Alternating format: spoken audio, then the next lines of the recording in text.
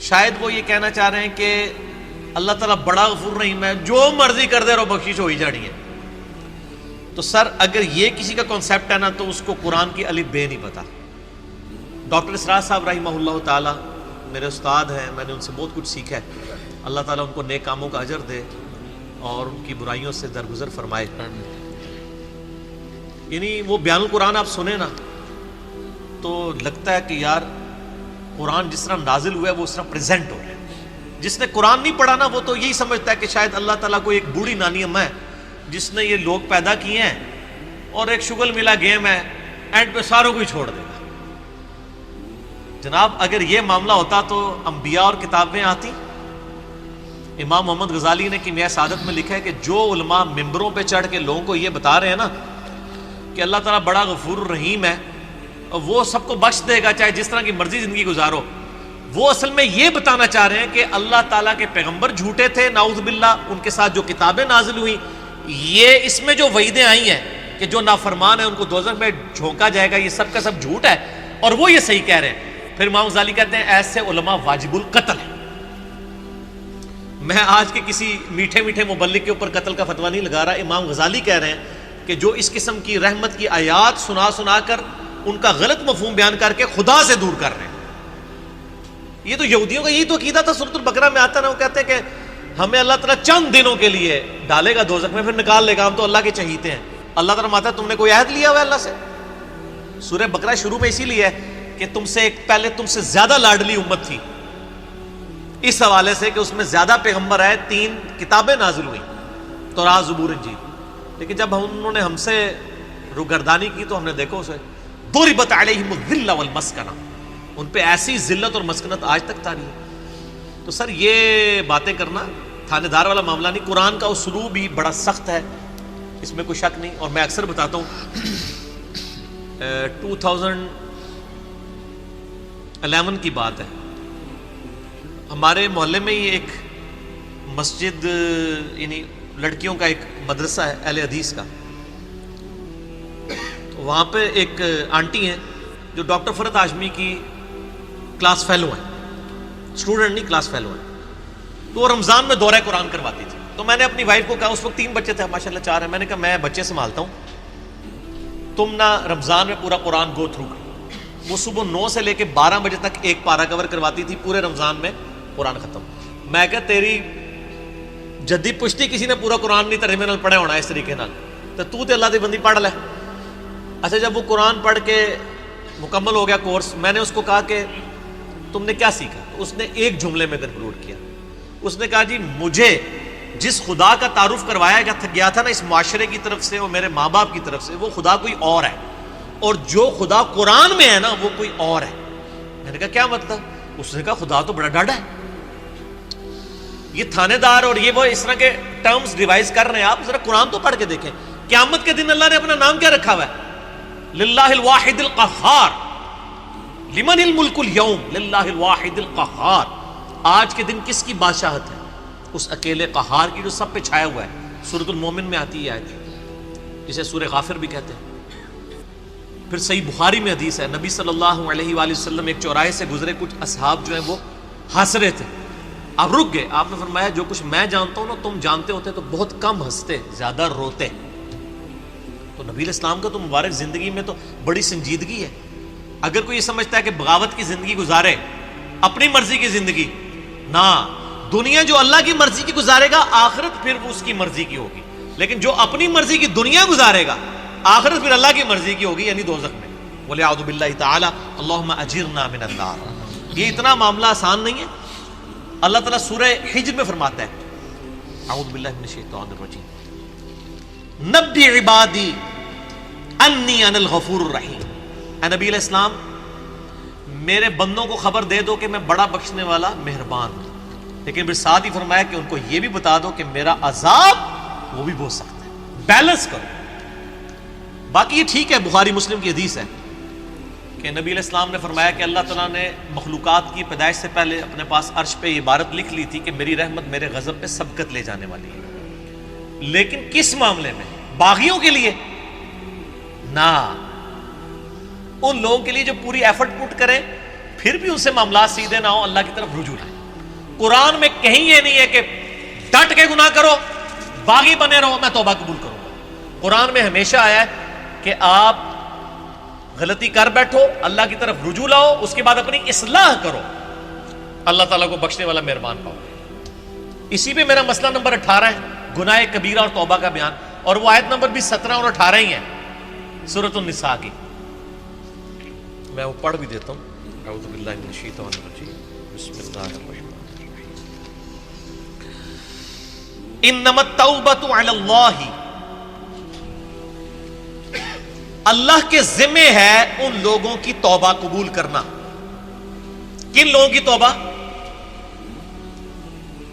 للذین یعملون السوء بجہالۃ، جو گناہ کر بیٹھے جہالت میں، انجانے میں ان سے غلطی ہو جائے، گناہ ہو جائے، ثم یتوبون من قریب، اس کے بعد فوراً توبہ کر لے کہ یا اللہ غلطی ہو گئی، کو فجر کے بعد لیٹ اٹھا کہ یا اللہ معاف کر دے، کوشش تھی، الارم نہیں سن سکا، میں ابھی پڑھتا ہوں مجھے معاف کر دے، اس طرح کا۔ تو جو پڑھے ہی نہ، اوکے جی اللہ تعالیٰ نے کہا میں بڑا غفور رحیم ہوں۔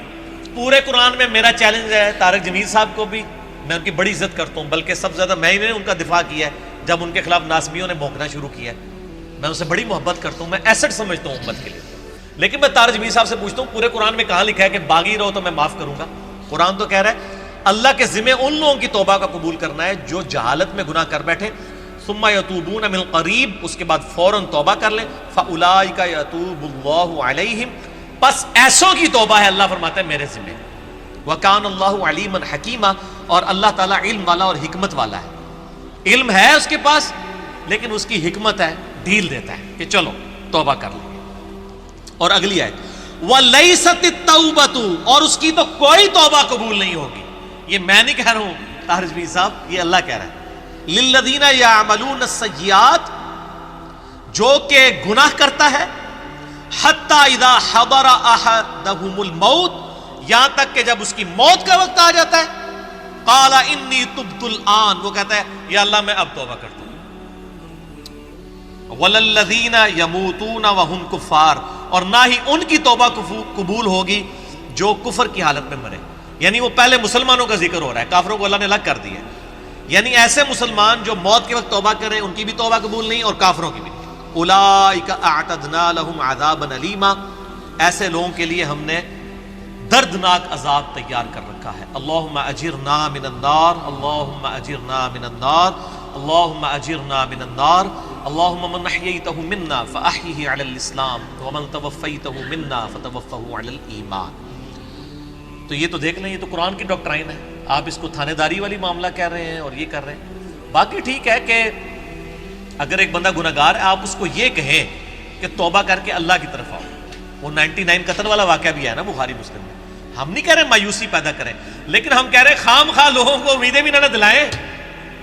اور جو سیدنا علی کا قول ہے کہ انسان سویا ہوا ہے جیسے ہی مرے گا جاگ اٹھے گا، اوہ یہ کیا ہو گیا، اے نہ ہو جائے کام نہ پا دو، ڈرانے میں ہی عافیت ہے نا۔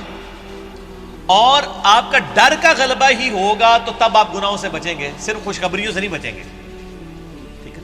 میں آپ سے کہتا ہوں اگر دنیا میں یہ آفر کی جائے اللہ کی طرف سے کہ جو مرضی یاشی کرو عذاب کوئی نہیں ہوگا لیکن جنت نہیں ملے گی، سارے کہنے کے جنت ہی کئی لوڑ آتی ہے جنت بنا لینا،